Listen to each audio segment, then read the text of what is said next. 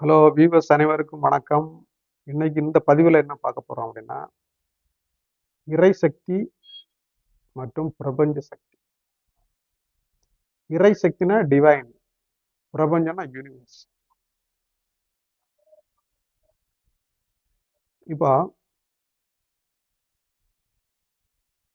ஒரு விஷயத்த ஆசைப்படுறேன்,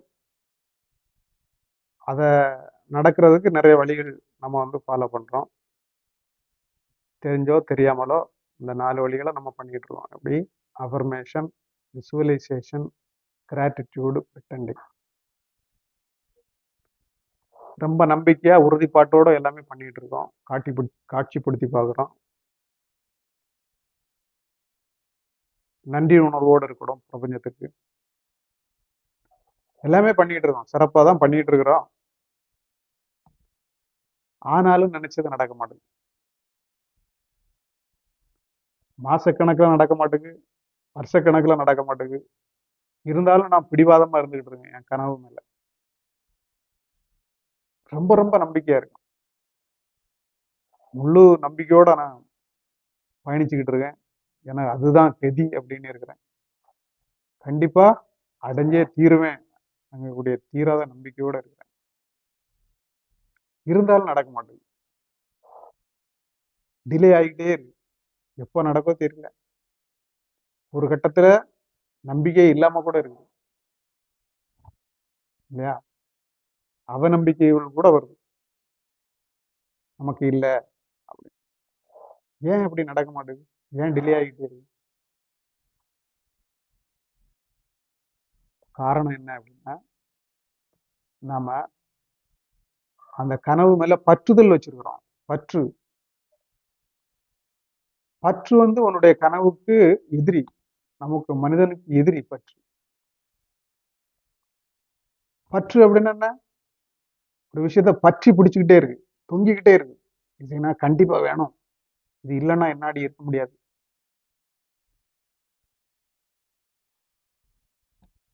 இல்லைன்னா என்னால இருக்க முடியாது. கண்டிப்பா எனக்கு நான் அடைஞ்சே தீரணும் அப்படி இப்படி ஒரு வெறியோட, தீராத வெறியோட பற்றி தீப்பற்றி எரியுதுன்னு சொல்லலாம். பற்றி முழுமையா பற்றி பிடிச்சுக்கிட்டு இருக்கு. அந்த பற்றுதல் தான் இந்த உன்னுடைய கனவு கனவை அடைய முடியாம மேனிஃபெஸ்டேஷனை டிலே பண்ணிக்கிட்டே இருக்கு. என்ன சார் பற்றுதல் இல்லாம எப்படி? அதுதானே நம்முடைய ஆசையே, அதுதானே நம்முடைய டார்கெட்டே. அது இல்லாம எப்படி நம்ம இது பண்றது? அதுலதான் அறிவியல் இருக்கு. இப்போ பற்று, ஆசை, விருப்பம், அன்பு, பாசம் இதெல்லாம் வேற வேற. நம்ம பற்று, ஆசை, விருப்பம் எல்லாம் ஒண்ணுதான் அப்படின்னு நினைச்சிட்டு இருக்கோம். கிடையாது. பற்று ஃபுல்லி நெகட்டிவ். ஃபுல்லாவே நெகட்டிவிட்டி. அதான் பல ஞானிகள்லாம் சொல்லியிருப்பாங்க, பற்றற்றவனா இருக்கு, இறைவன் மேல பற்று வை அப்படிமா. உண்மைதான். இப்போ பற்று எப்போ வருது? ஒரு விஷயத்து மேல பற்று வருதுன்னா உன்ட்ட அது இல்லைங்கும்போது அது பற்று. அப்போ இல்லைங்கிற போதுதான் அது மேல ஒரு பற்று வருது. ஸோ அப்போ அந்த பற்றுக்கு பின்னாடி அல்லது உள்ள ஒளிஞ்சிருக்கக்கூடிய நெகட்டிவிட்டி பற்றாக்குறை.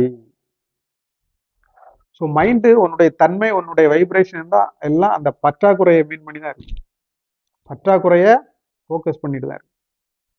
ஸோ சப்கான்சியஸ் மைண்டு அந்த பற்றாக்குறையை தான் எடுத்துக்கிடும்.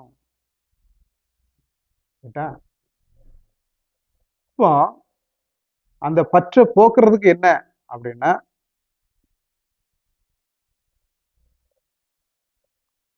அந்த நெகட்டிவிட்டி இல்லாம போகணும் அப்படின்னு சொன்னா, அந்த பற்று தொங்கி பிடிச்சுக்கிட்டு இருக்க அந்த பற்றுதலை நீ மைல்டா மாத்தணும், ஆசையா மாத்தணும், விருப்பமா மாத்தணும். ஆசைன்னா என்ன? மைல்டா. அதுல இந்த பற்றாக்குறை இதெல்லாம் கிடையாது. எனக்கு இது வேணும், ஜஸ்ட் கூலா ரிலாக்ஸ்டா. விருப்பம், நான் இதை விரும்புறேன், எனக்கு இருந்தா நல்லா இருக்கும், கண்டிப்பா கிடைக்கும், வேணும் எனக்கு, மைல்டா.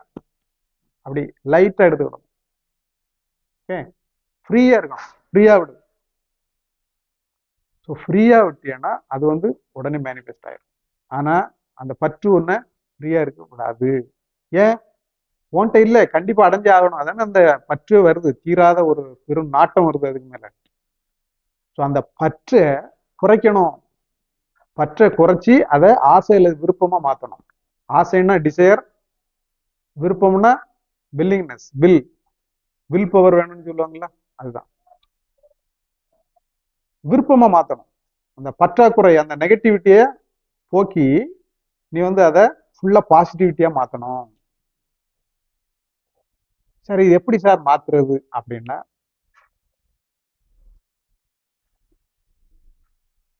போக போக ஆட்டோமேட்டிக்கா மாறும், அது வேற.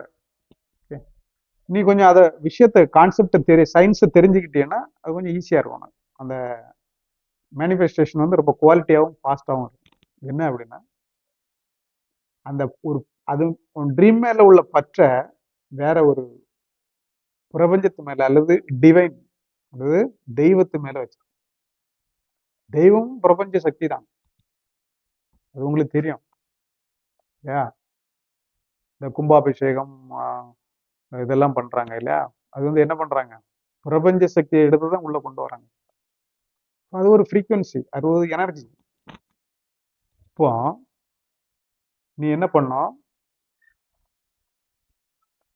டெய்லி உனக்கு பிடித்த சாமி, பிள்ளையாரோ முருகரோ அல்லது ஜீசஸ் கிரைஸ்டோ அல்லாவோ எதுவாக இருந்தாலும் சரி, அங்க போய் தெய்வத்தை கும்பிடும்.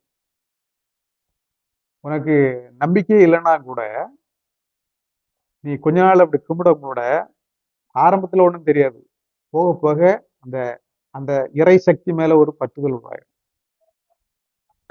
ரைட்டா? ஸோ ஆரம்பத்துல மைல்டா இருக்குது, சாமி கும்பிட கும்பிட கும்பிட கும்பிட உனக்கு அது மேல பற்று வளர்ந்துடும். இறைசக்தி மேல எப்போ பற்று அதிகமா வளர ஆரம்பிக்கிறதோ அப்போ உலக விஷயங்கள் மேல பற்று குறைஞ்சிடும். ரைட்டா? இதுதான் இவளுடைய ஒரு கான்செப்ட்,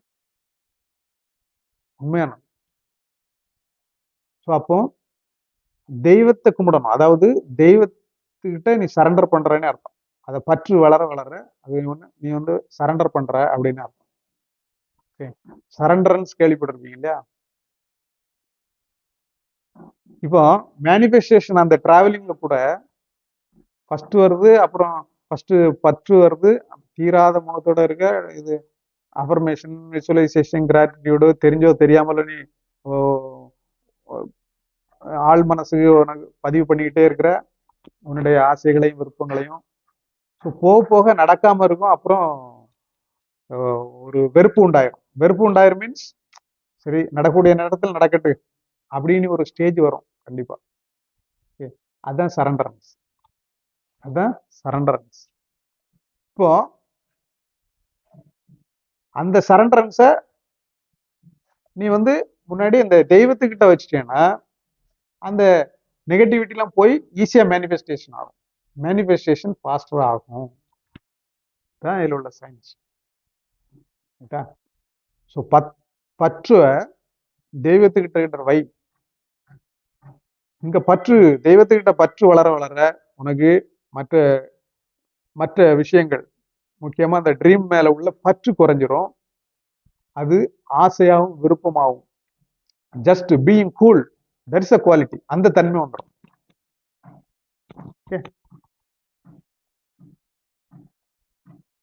அந்த கூலா ஹேண்டில் பண்ணும், ஃப்ரீயா ஹேண்டில் பண்ணும். எனக்கு அது கனவு, அது நடக்கும், அது இருந்தா நல்லா இருக்கும்.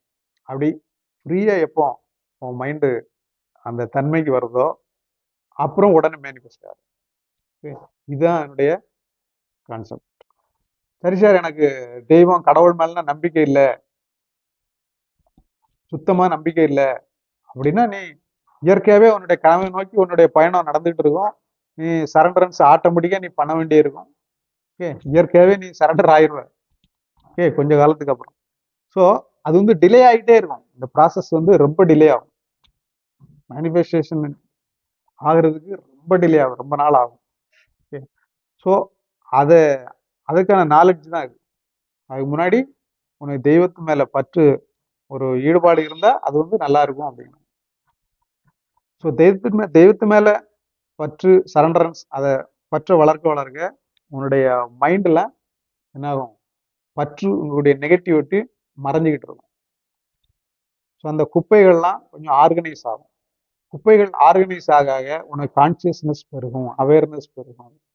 அவேர்னஸ் பெருக பெருக உனக்கு மைண்ட் பவர், வில் பவர், சக்தி அதிகமாகும். அந்த வில் பவரை வச்சு, அந்த சக்தியை, மனோசக்தியை வச்சு நீ வந்து ஈஸியா மேனிஃபெஸ்ட் பண்ணிடலாம். இதெல்லாம் ஆட்டோமேட்டிக்கா நடக்கும். இதுதான் இறை சக்திக்கும் பிரபஞ்ச சக்திக்கும் உள்ள தொடர்பு. ஸோ கோயில் சாமி கும்பிடும்போது போய் வேண்டக்கூடாது. உனக்கு தேவையானது இருக்குது, பிரபஞ்சத்தை ஆண்டவன் படைச்சிருக்கான். உனக்கு பிரபஞ்சத்துக்கிட்ட நீ கேளு, என்னென்ன வேணுமோ. லா ஆஃப் அட்ராக்ஷன் நிறைய இது இருக்குல்ல, லா ஆஃப் வைப்ரேஷன் எல்லாமே இருக்குது.